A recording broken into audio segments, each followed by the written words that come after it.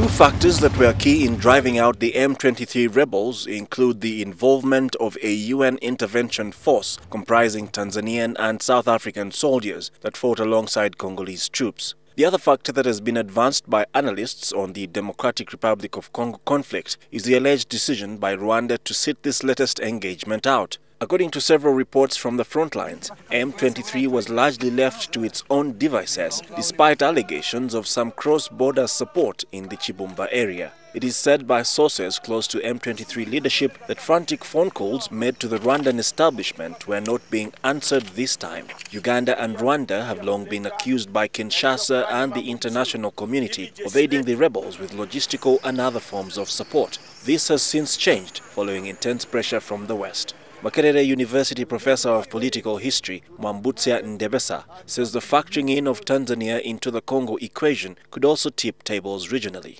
You find that the face of the UN in Congo is actually Tanzania. And it is alleged that Uganda and Rwanda are in Congo supporting the M23 rebels. Now, where does that leave the East African community? We seem to be going to fight over issues in Congo, which in turn, indirectly, have affected the East African integration.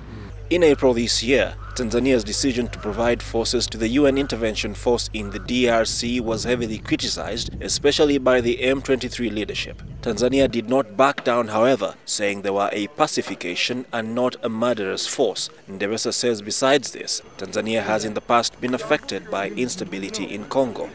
Tanzania has a strong army.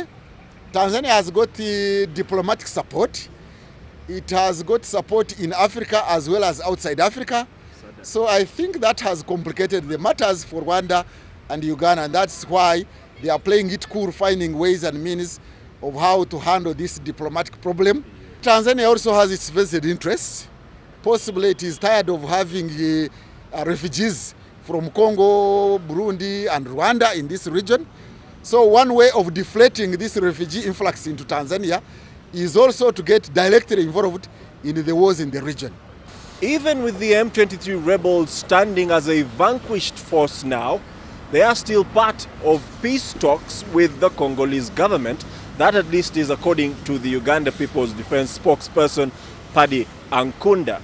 Professor Ndebesa says this is a good thing, but the neutrality of Uganda as a peace broker in these talks now comes into focus. They should continue, in my opinion. But those who support them, really, do they support them in order to have peace? Or they may be supporting these talks in order to buy time as other plans are made in order to see how, again, to strengthen the M23 rebels.